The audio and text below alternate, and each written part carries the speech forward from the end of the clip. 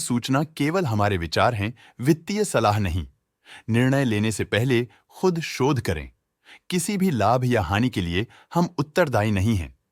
आज हम देख रहे हैं इंटेलेक्ट डिजाइन अरीना लिमिटेड के 2025-26 Q1 की standalone financial performance. Starting with the sales, पिछले क्वार्टर से सेल्स में -18.5% का डिक्रीज हुआ है, मगर कंपनी ने पिछले साल के मुकाबले मार्जिनल सेल्स डिक्लाइन रिपोर्ट किया, around -2%। Expenses -7% quarter on quarter decrease हो गए हैं, जो साल भर के -3% के डिक्लाइन के साथ अलाइन करता है। एक्सपेंसेस में डिक्रीज अच्छा है, लेकिन सेल्स में डिक्रीज निराशा की बात है। ऑपरेटिंग प्रॉफिट, जो पिछले साल के कंपैरिजन में 1% अप हुआ है, quarter on quarter around -46% decrease हुआ है।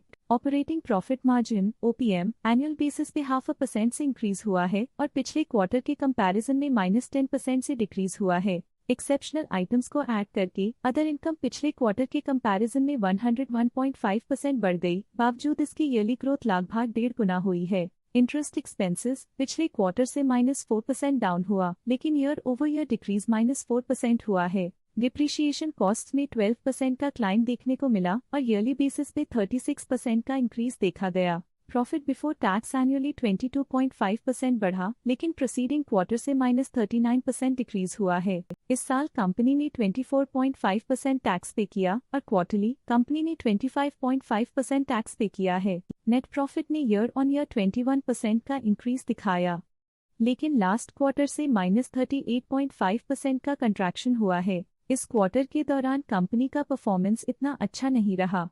नेगेटिव नेट प्रॉफिट लॉसेस को इंडिकेट करता है। वहीं अगर एनुअल एनालिसिस की बात करें तो इस साल कंपनी का परफॉर्मेंस अच्छा रहा। अर्निंग्स पर शेयर EPS में साल भर में 0.5% का इंक्रीज देखा गया, लेकिन क्वार्टरली में 39% की गिरावट भी नजर आई। इस क्वार्टर में कंपनी का EPS इतना अच्छा नहीं रहा। नेगेटिव प्रॉफिट कमजोर एफिशिएंसी को दिखाता है। इंटेलेक्ट डिजाइन अरीना लिमिटेड के फाइनेंशियल स्नैपशॉट को रिव्यू करते हुए कुछ मुख्य ट्रेंड्स सामने आए हैं जो कंपनी की परफॉर्मेंस में रोशनी डालते हैं। जून 2022 से जून 2025 तक इंटेलेक्ट डिजाइन अरीना लिमिटेड की फाइनेंशियल जर्नी में सबसे पहले बात करते हैं सेल्स की। इस साल -5% की कमी के बावजूद पिछले 4 सालों में सेल्स में 16.5% की वृद्धि हुई है। इस साल सेल्स में गिरावट आई है, लेकिन पिछले 2 साल में अच्छी ग्रोथ हुई थी, जो एक अस्थायी रुकावट को दर्शाता है। अब बात करते हैं एक्सपेंसेस की। इस साल एक्सपेंसेस -7.5% घट गए हैं, लेकिन 4 सालों में 22% का इजाफा हुआ है।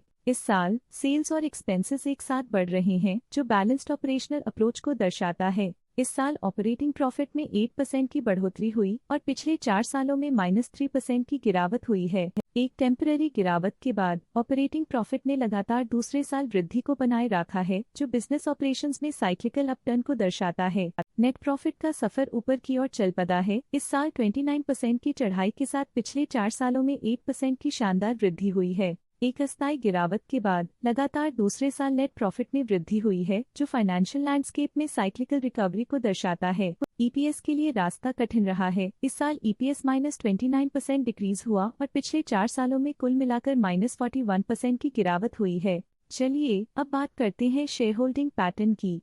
शेयर होल्डिंग रिपोर्ट्स कुछ इस प्रकार की हैं, जो के तक चलता है। ये रिपोर्ट कंपनी के शेयर्स की डिटेल्ड जानकारी देता है, जिसमें promoters, promoter groups, foreign investors, public investors और सरकारी एंटिटीज शामिल हैं। जब कंपनी के शेयर्स का अधिकतम हिस्सा प्रमोटर्स, FII, DII या गवर्नमेंट के पास होता है, तब ये माना जाता है कि कंपनी मजबूत हाथों में है, जो स्थिरता और मजबूत समर्थन को दर्शाता है और इस मार्केट की स्थिरता बनी रहती है। ये था कंपनी का करंट शेयर होल्डिंग पैटर्न। अब नजर डालते हैं इंटेलेक्ट डिजाइन अरीना के स्टॉक रिकमेंडेशन पे। स्टॉक का करंट प्राइस 785.75 रुपीस चल रहा है। शेर खान ने स्टॉक की होल्ड रिकमेंडेशन दी थी। उन्होंने स्टॉक का टारगेट प्राइस 1050 का अनुमान लगाया था। रिकमेंडेशन के समय स्टॉक का प्राइस 999.7 चल रहा था, जो करंट प्राइस से 38.1% अप है। आज के लिए फाइनेंशियल सेक्टर में इतना ही। देखने के लिए धन्यवाद। स्टॉक लेटेस्ट न्यूज अपडेट के लिए चैनल को सब्सक्राइब करें और वीडियो को लाइक एंड शेयर करें।